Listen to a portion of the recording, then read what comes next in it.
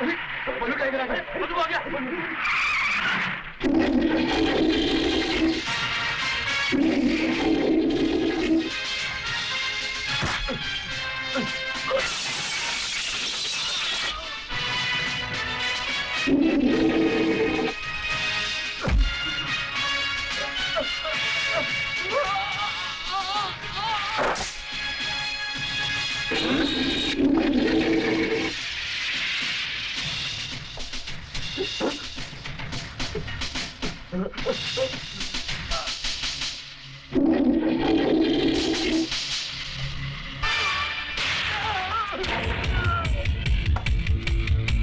बल्लू tiger, हमें क्यों मार रहे हो?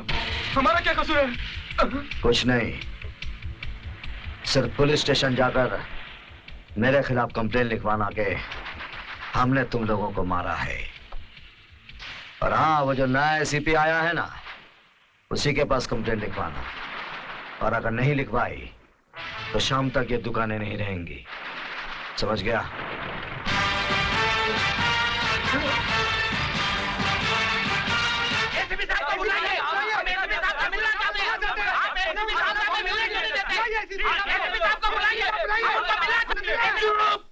ये पुलिस स्टेशन है। आखिर आप हमें एसीपी साहब से मिलने को नहीं देते? देखिए, एसीपी साहब कंप्लेंट नहीं लिखते। अगर कंप्लेंट लिखवानी है तो यहाँ लिखवाइए, वरना जाइए। हम एसीपी साहब को मिले बगैर यहाँ से नहीं जाएंगे।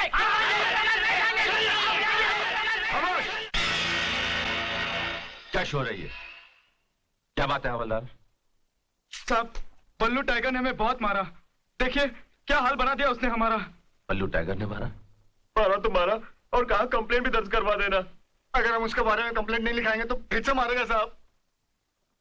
हवलदार, कंप्लेंट लिख लो इनकी। नहीं नहीं, उसने सख्ती से कहा है कि हम कंप्लेंट सिर्फ आपके पास ही लिखवाएं।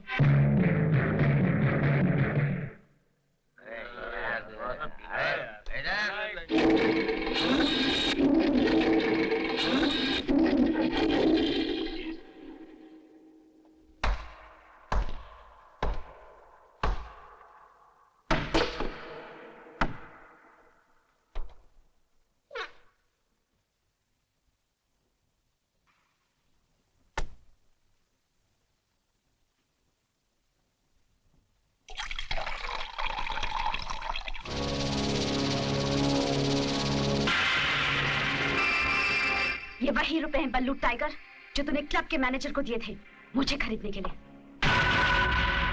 जरूरी नहीं कि हर वो लड़की जो किसी क्लब या बार में नाच गाकर लोगों का दिल बहलाती है वो बिकाऊ या सड़क छाप हो।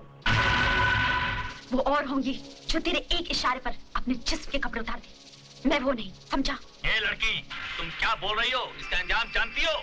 जानती हूँ मेरी इज्जत लुट सकती है, और ये भी जानती हूँ कि मैं अपने बचाव के लिए कुछ भी नहीं कर सकती।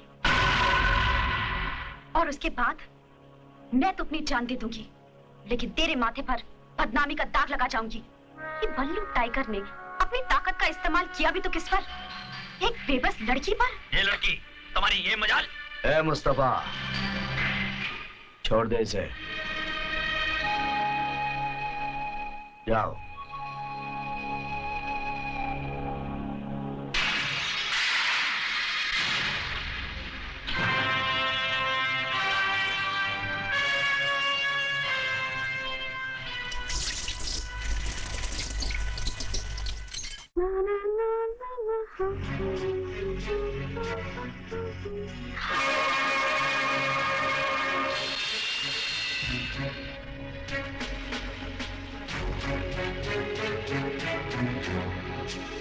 ये रुपए रख लो, मुझे गलत मत समझना।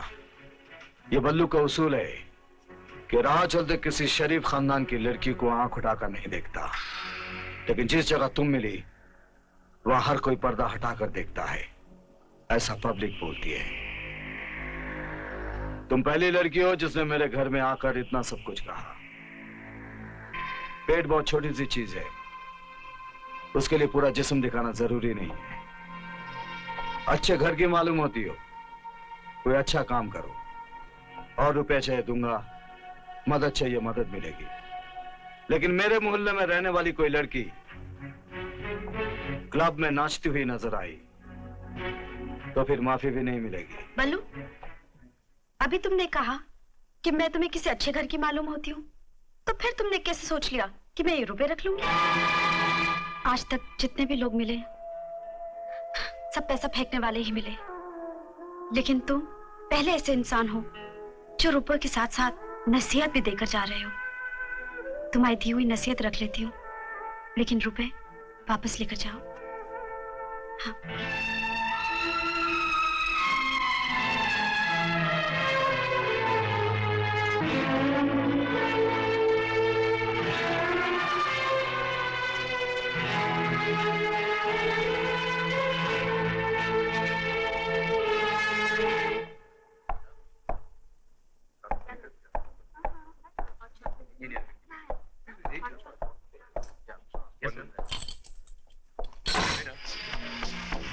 अरे आइए आइए साहब, बैठिए, चाय पीजिए।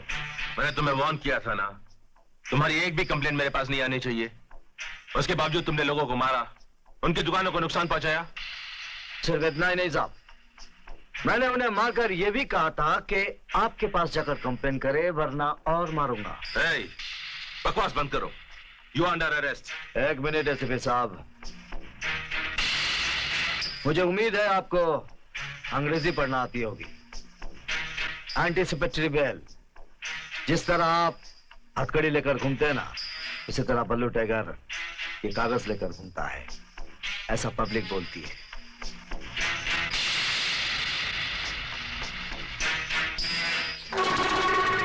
ये पेपर नहीं, लॉलीपॉप है, जो राजनीति की गोद में बैठे हुए तुम जैसे आवारा बच्चों को बड़े प्यार से दिया जाता है।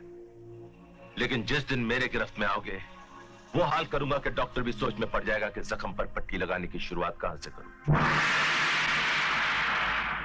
आपके दिए हुए जख्म पर डॉक्टर सफेद कपड़े की छोटी सी पट्टी लपेटता होगा, मगर मेरे दिए हुए जख्मों के बाद पूरे बदन को सफेद कपड़े से ढकना पड़ता है, ऐसा पब्लिक बोलती है।